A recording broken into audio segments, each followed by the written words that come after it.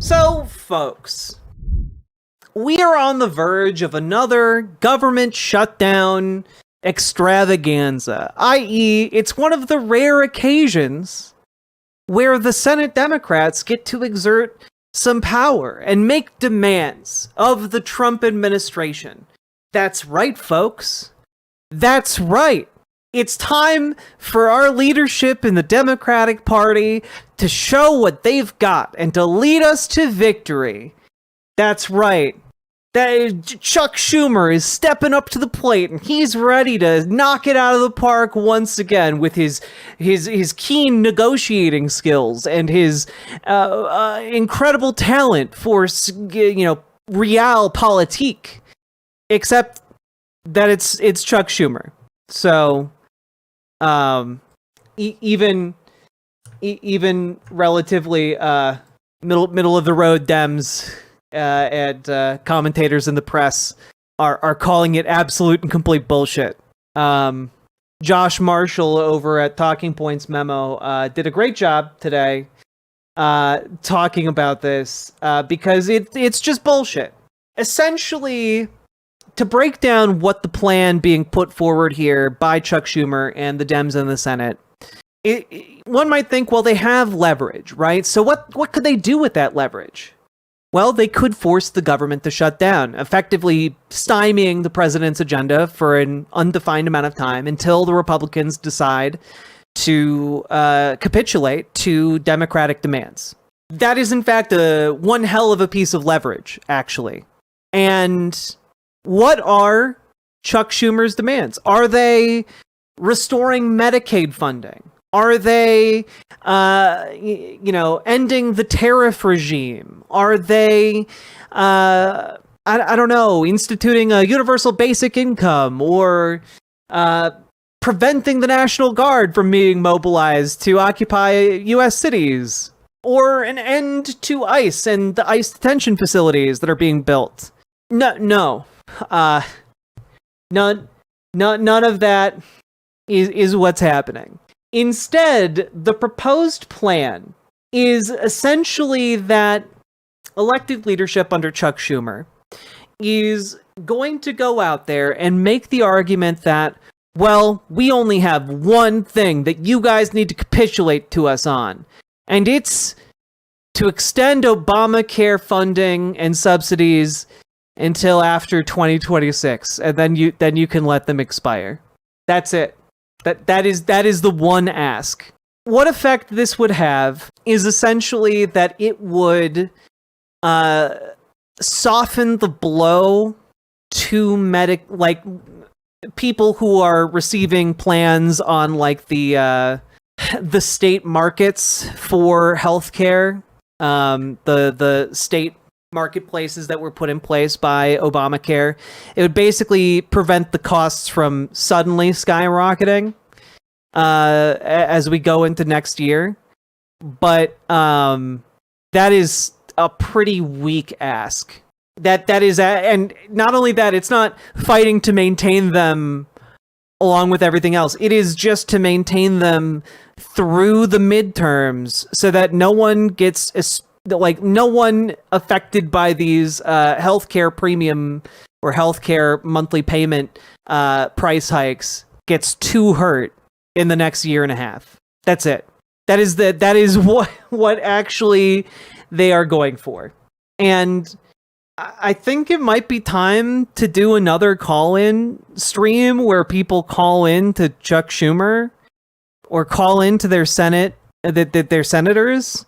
Because I think we need to exert pressure to let people in Congress know, and in the Senate specifically know, that this is horse shit.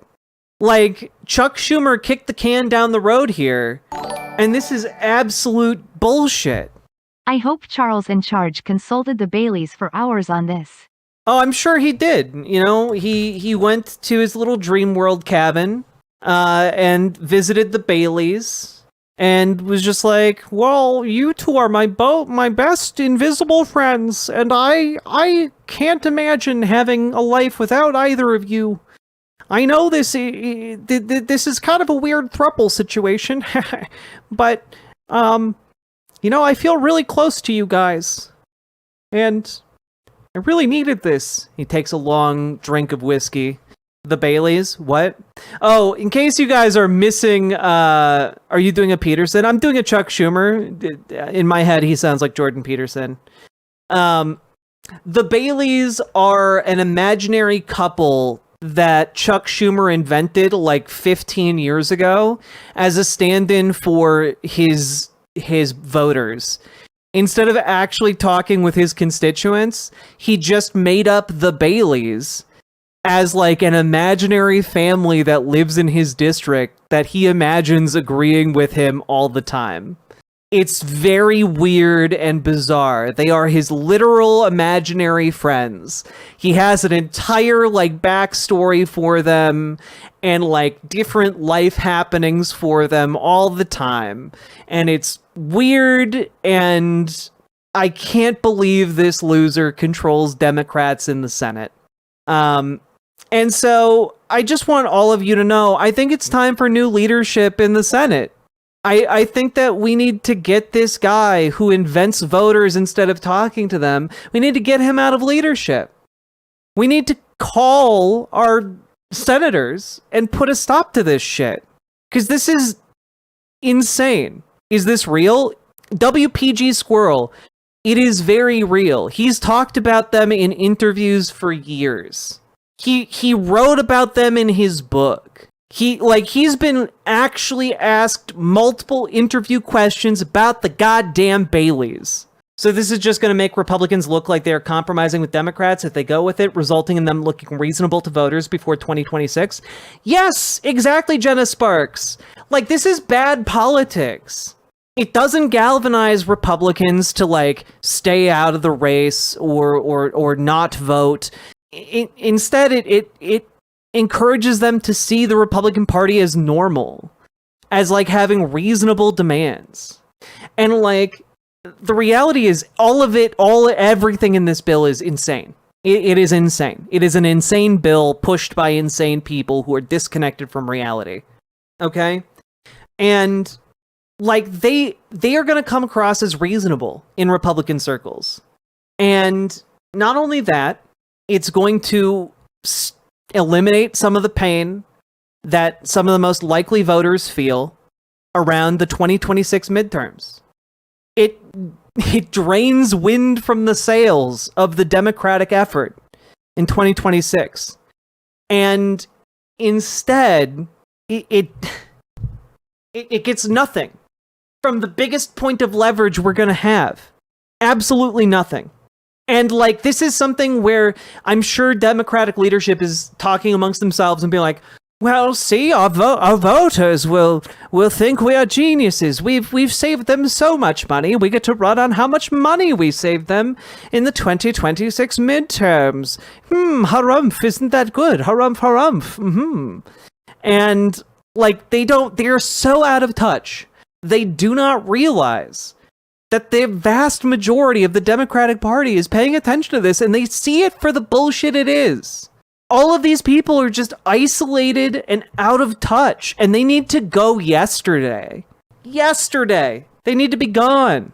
He's gonna fuck us all again? Yes, Chuck Schumer is going to fuck us all again. I'm terrified about pre-existing conditions coming back. Yeah. What happens when politicians don't talk to their constituents? Indeed. We did it, Chuck. We saved America.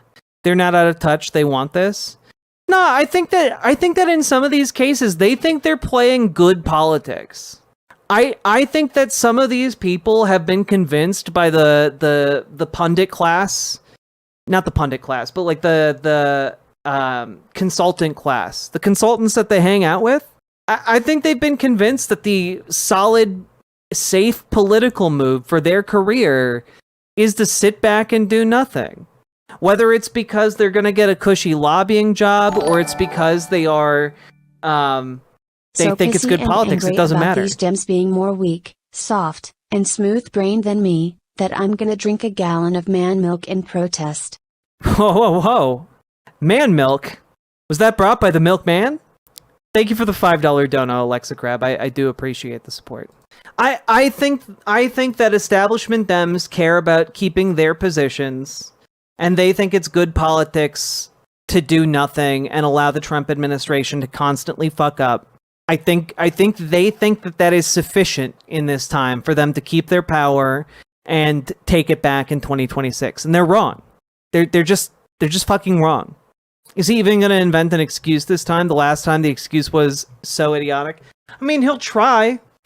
He'll try, but it's just insane. It's just insanity. There's not really any way to cut it.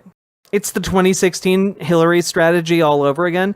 I mean, yeah, it kind of is, right? Like, it's the same strategy that different Washington consultants have been pushing for years.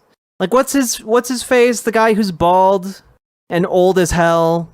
You know the guy. He sounds like Foghorn Leghorn. James Carville. Thank you, Crypt Keeper Dan. I appreciate it.